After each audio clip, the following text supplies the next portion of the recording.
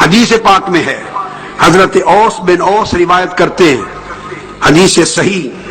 روایت کرتے ہیں، سنن ابی داؤد میں حدیث آئی، نسائی میں آئی، دارمی میں آئی، مسند احمد بن حنبل میں، ابن ماجہ میں، صحیح ابن خزیمہ میں، صحیح ابن حبان میں، اور امام حاکم نے کہا یہ امام بخاری کی شرائط کے مطابق حدیث صحیح ہے، ابن حبان نے کہا صحیح، امام اسکلانی نے لکھا کہ صحیح، امام بہقی نے لکھا کہ صحیح، حافظ ابن کثیر نے لکھا کہ صحیح، امام دارقطنی نے لکھا صحیح ہے، اور امام نووی نے اذکار میں لکھا صحیح ہے۔ یہ حدیث عند المحدثین، اجماع محدثین کے ساتھ صحیح۔ آقا علیہ السلام نے فرمایا لوگوں جمعہ کے دن مجھ پہ، میں مختصر کر رہا ہوں، جمعہ کے دن بڑی کثرت کے ساتھ مجھ پہ درود پڑھا کرو، اور تمہارا سلام فإن صلاتکم معروضۃ علیہ، تمہارا درود مجھ پر پیش کیا جاتا ہے۔ اب صحابہ کرام نے پوچھا یا رسول اللہ، آپ کے لیے پوچھا، کیف تورد صلاتنا علیک وقد علمت، کیا آپ کی وفات کے بعد جب امت پڑھے گی، مثال کے بعد کچھ میں لوگ پڑھیں گے، گجرات میں پڑھیں گے،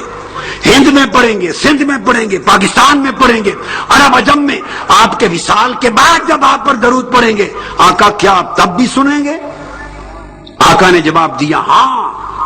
تب بھی سنوں گا، اور آپ کا درود پہنچے گا۔ کیسے؟ ان اللہ حرم علی الارض ان تاکل اجساد الانبیاء، کہ اللہ نے زمین پر حرام کر دیا ہے کہ انبیاء کے جسموں کو کھائے یا انبیاء کے جسموں کو نقصان پہنچائے۔ اور حضرت ابو الدرداء روایت کرتے ہیں، جسے امام ابن ماجہ نے اسناد صحیح سے روایت کیا، اور امام منذری نے کہا کہ اس کے اسناد جید ہیں، اور امام مجلونی نے کہا اور امام ناوی نے کہا کہ اس کے اسناد حسن ہے، رجال ثقات ہیں، حدیث کمزور اور ضعیف نہیں۔ آقا نے فرمایا کثرت سے مجھ پر سلام پڑھا کرو، درود مجھ پر پیش کیا جاتا ہے۔ پوچھا کہ وبعد الموت یا رسول اللہ، کیا آپ کے وصال کے بعد بھی؟ فرمایا وبعد الموت، جب وصال فرما جاؤں گا تو تب بھی قیامت تک تمہارا درود مجھ پہ پیش کیا جائے گا، اس لیے کہ آقا نے فرمایا زمین نبی کے جسموں کو نہیں کھاتی، نبی حی فی قبرہ یرزق، نبی اپنی قبر میں زندہ رہتا ہے، اس کو رزق دیا جاتا ہے۔ اور پھر آقا علیہ السلام نے فرمایا، آگے حدیث کے الفاظ ہیں، آقا علیہ السلام نے فرمایا کہ تمہارا درود و سلام فرشتے تو پہنچاتے ہی ہیں، وہ میری نوکری کے لیے پہنچاتے ہیں، مگر یہ نہ سمجھنا کہ ملائکہ کے ذریعے تمہارا تعلق جڑتا ہے۔ فرمایا نہیں، ان صلاتکم و سلامکم یبلغنی اینما کنتم، تم جہاں بھی ہو تمہارا صلاۃ و سلام براہ راست مجھ تک پہنچتا ہے۔ یہ نہیں کہ ملائکہ پہنچاتے ہیں، ملائکہ اپنی نوکری کے لیے پہنچاتے ہیں۔ اسی طرح جیسے تمہارے اعمال نام اعمال لکھ کر ملائکہ خدا کے حضور پیش کرتے ہیں،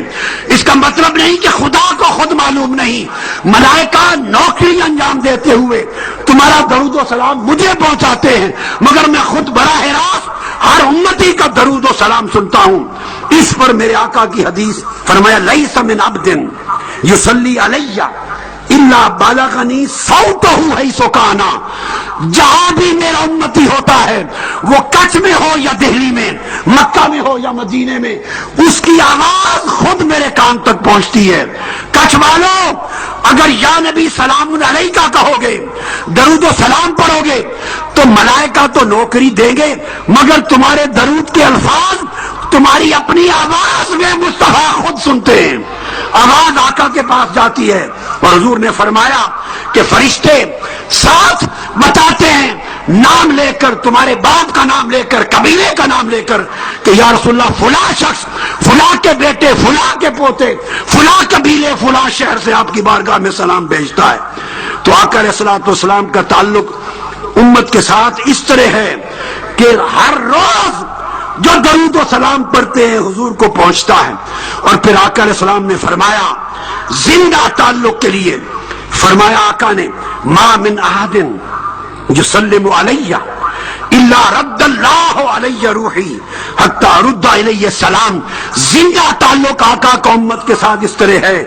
جو شخص بھی مجھ پہ سلام پڑھتا ہے،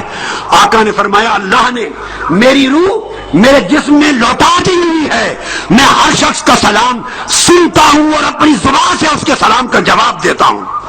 ہر شخص کو اس کے سلام کا جواب دیتا ہوں۔ تو آقا علیہ الصلوۃ والسلام کے ساتھ امت کا تعلق درود کی شکل میں ہے، سلام کی شکل میں ہے،